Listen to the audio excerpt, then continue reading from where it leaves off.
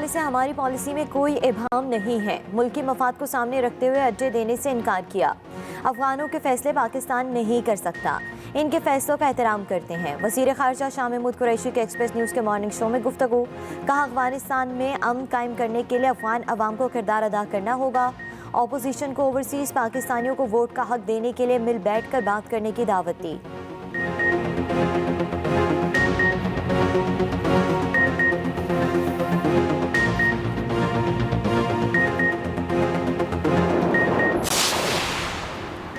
लाहौर जौहर town bomb धमाका case में अहम पेशरफ्त। कार पार्क करने वाला दहशतगर्द रावलपिंडी से गिरफ्तार।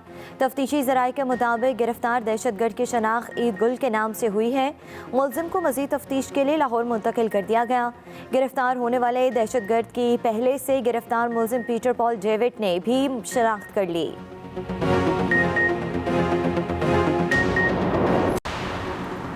कराची के इलाके कोरंगी अल्लाहवाला टाउन में 5 मंजिला रिहायशी इमारत में दरारें पड़ गईं।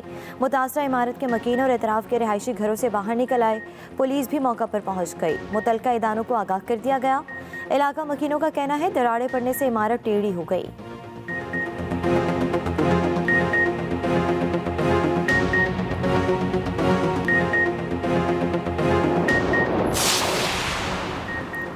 बिलावल और मरियम कभी हुक्मरान नहीं बन सकते, इनकी हैसियत क्या है? फवाद चौधरी की अपोजिशन पर चढ़ाई। जहलम में कारकुनों से खिताब में बोले, आज़ाद कश्मीर की 42 में से सिर्फ 8 सीटें पीपल्स पार्टी की हैं। मरियम कहती हैं नवाज शरीफ की बेटी हूँ। बिलावल कहते हैं जरदारी का बेटा हूँ। बस यही इनका सीवी है।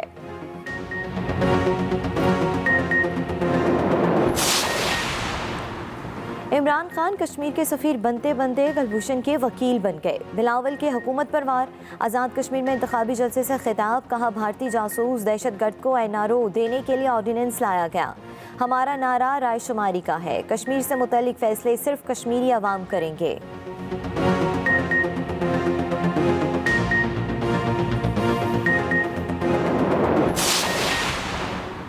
कोरोना केसेस और अमवात में कमी का सिलसिला जारी। मोहलिक वबा से एक रोज़ में मजीद 20 अमवात, 914 नए केसेस रिपोर्ट। NCOC के मुताबिक मुल्क भर में मुस्बत केसेस की शरह 2.05% रही। सिंध भर में आज से दरगाहें और मज़ारात खुल गए।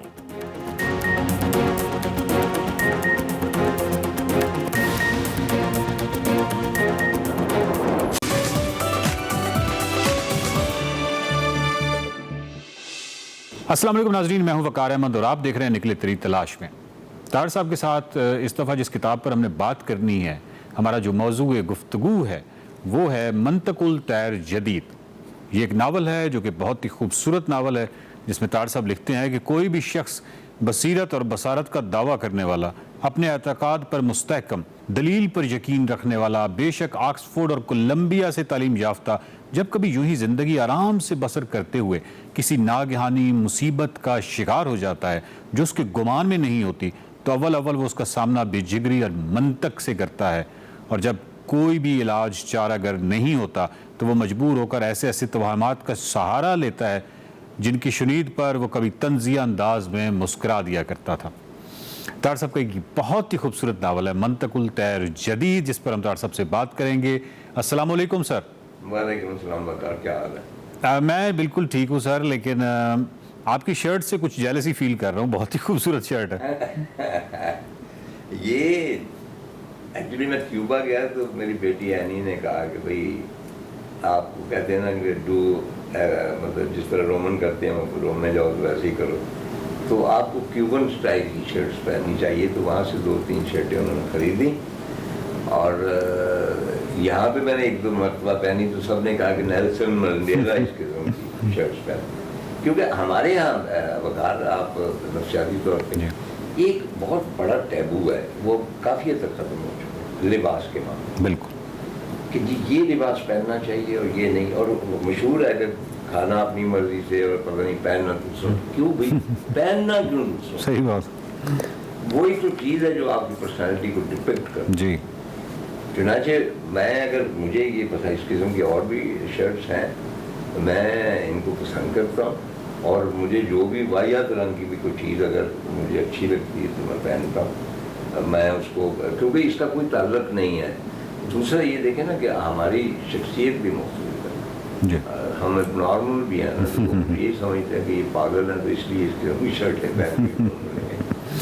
नहीं सर, बहुत ही खूबसूरत शर्ट है। पहला सवाल तो सर ये है, हमारे जो मौजूद गुफ्तगू है वो मंतकुल तैर जदीद है, बहुत ही खूबसूरत नावल है। मंतकुल तैर जदीद जो है, जदीद मतलब इसमें जो मंतकुल तैर हज़रत बाबा फरीद अत्तार ने जो वही मरकज़ी ख्याल है जो मंतकुल तैर का था, या उसमें कोई तब्दीली है, इसमें कोई नई चीज़ है, या बल्कि मेरा सवाल ये है कि मंतकुल तैर जदीद लिखने का ख्याल कैसे पैदा हुआ? एक्चुअली जिस तरह बार बार मैंने अर्ज़ किया कि वो 3 अवामिल जो हैं मेरी तहरीरों में, पानी, परिंदे और मौत, तो परिंदे दरअसल अत्तार के हैं ज़्यादातर, अगरचे वो मेरे तख़य्युल में बहुत पहले आए जी। और जब मैंने मंतकुल तैर पढ़ी, कॉन्फ्रेंस ऑफ द बर्ड्स, तो फिर वो परिंदे अत्तार के वजूद में आए जो मेरी तहरीरों में जा बजा आपको देखते हैं कि उनकी एक ख़ास स्पिरिचुअल रेफरेंस के साथ वो नमूदार होते हैं। ठीक है। तो हज़रत फरीदुद्दीन अत्तार ज़ाहिर है कि भाई दुनिया के बड़े मिस्टिक जो फ़िलासफ़र हैं उनमें उनका शुमार होता है जी। और उनकी बड़ाई जो है वो आप ये समझ लें कि भाई वो मौलाना रूम के भी मतलब कि मौलाना रूम भी उनके शहदाई थे। चुनांचे मौलाना रूम ने कहा कि अत्तार जो है वो इश्क के 7 शहरों की सयाहत के बाद लौट आया और अभी मैं इश्क के पहले शहर में हूँ, मौलाना रूम ने कहा। तो अत्तार का जो मर्तबा है वो मैं तो इस लायक नहीं कि मैं तफसील से बयान कर सकूँ, हम तो क्रिएटिव लोग हैं, हम एक ख़ास सेंसिबिलिटी जो है उससे मुतासर होते हैं और उसके साथ लगाव रखते हैं। टेक्निकलिटीज़ में हम नहीं जाते। नेशापुर में आप जानते हैं पैदा हुए और अत्तार थे, इतर फरोश थे, यूँ समझ लीजिए कि एक फैशन हाउस था उनका बहुत बड़ा, इतर का कारोबार उन दिनों भी बहुत बड़ा हुआ करता था। तो वो कहते हैं कि भाई एक फ़कीर आया और उसने सवाल किया तो अत्तार ने उसे झिड़क दिया। नॉर्मल बिजनेसमैन थे। तो 2-3 मरतबा जब फ़कीर ने सवाल किया और उन्होंने झिड़क दिया तो फाइनली फ़कीर ने कहा कि ऐ अत्तार, तुम इस तरह का सलूक मुझसे कर रहे हो, तुम मरोगे किस तरह? तो फ़कीर ने वहीं ज़मीन पे लेटा, वो ऊपर चादर ओढ़ी और मर गया। इस चीज़ ने उसके ऊपर इतना असर किया कि फिर ये दुनिया है क्या और ये शख्स कौन है और ये बाकी दुनिया की जो मादी आसाइशें हैं उनका क्या मायार है या क्या उनकी अहमियत है जी। कि एक शख्स ऐसा है कि उसके अपने ऊपर इतना इख्तियार है कि वो लेटता है और मर जाता है। चुनांचे इस वक़ूए के बाद कहा जाता है कि वो तसव्वुफ़ की तरफ मायल हो गए और उन्होंने अपना कारोबार छोड़ दिया। मुख्तलिफ़ किताबें उन्होंने लिखी और उनकी डेथ का भी एक बहुत इंसिडेंट अजीब व गरीब है कि मुग़लों के हमले के दौरान कोई वैशी किस्म के मुग़ल सिपाही थे और वो लूटमार कर रहे थे नेशापुर में। तो मुख्तलिफ लोगों को पकड़ के वो स्लेव मार्केट में बेच देते थे। तो किसी सिपाही को और कुछ ना मिला तो ये बाबा जी मिले बैठे हुए कोने में, वो काफ़ी उम्र रसीदा थे, उन्होंने उनको पकड़ा। अच्छा। और बाज़ार में ले आए और कहा कि भाई मैं इसको बेचना चाहता हूँ। तो एक साहब आए, उन्होंने कहा कि मैं तुम्हें 100 अशरफियाँ दूंगा, क्योंकि वो जानता था कि अत्तार कौन।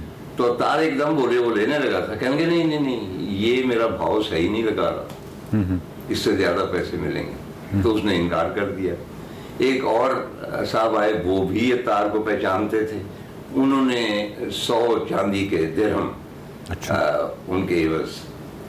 वो शाम तक बैठे रहे, इस तरह लोग आते जाते रहे और अत्तार ये कहते रहे कि नहीं, ये मेरा भाव ठीक नहीं लगा रहे। फाइनली एक बंदा आया, उसने गधे के ऊपर चारा लादा हुआ था, तो उसने कहा था, कहने लगा अच्छा ये बूढ़ा, इसको मैं अपने अस्तबल में रख लूँगा, इसके एवज़ मैं तुम्हें ये जो चारे का गट्ठड़ है ये दूंगा। तो वो मुगल जो सिपाही था वो तैश में आ गया कि ये कहाँ 100 अशरफियाँ और कहाँ चारे का गट्ठा। तो उसने तैश में आके उन्हें कत्ल कर दिया। ये उनके डेथ के बारे में। तार साहब, ये जो परिंदों और जानवरों की आपस की गुफ्तगू है, मुख्तलिफ अदब में मुख्तलिफ जगहों पे हम नज़र आती है। जदीद अदब के हवाले से बात करें तो राजा गेद है, एनिमल फॉर्म है, आपका पखेरू है, इसी तरह बहुत सारे काफ्का का एक है। वो कहने का मतलब ये है कि इस तरह की बहुत सारी मिसालें हैं। लेकिन ये जो जानवरों और परिंदों की बाहमी गुफ्तगू का जो ख्याल है अदबी हवाले से, अदब में जो पाया जाता है, इसकी डांडे जो हैं ये हमें हज़रत बाबा फरीद अत्तार से ही मिलते हैं। यानी हम कह सकते हैं कि इस हवाले से जो पहली किताब है वो, या पहली दफ़ा बाकायदा कंक्रीट इस ख्याल के तौर पे मंतकुल तैर जो है उसको मिसाल के तौर पे पेश किया जा सकता है हज़रत बाबा फरीद की।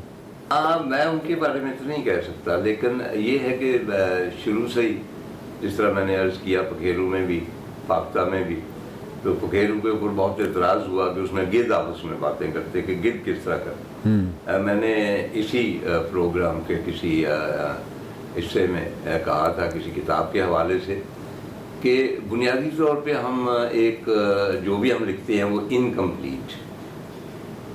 इनकम्प्लीट इसलिए है कि इस कायनात में या इस जहान में या इस सरजमीन पर रहने वाले जितने लोग हैं, ह्यूमन बीइंग, ठीक है, हम उनको तो बयान कर रहे हैं, उनकी साइकी बयान कर रहे हैं, उनकी गुफ्तगू, उनके किरदार को, उनके माशरे में जो कुछ रिश्ता उनका है उनको।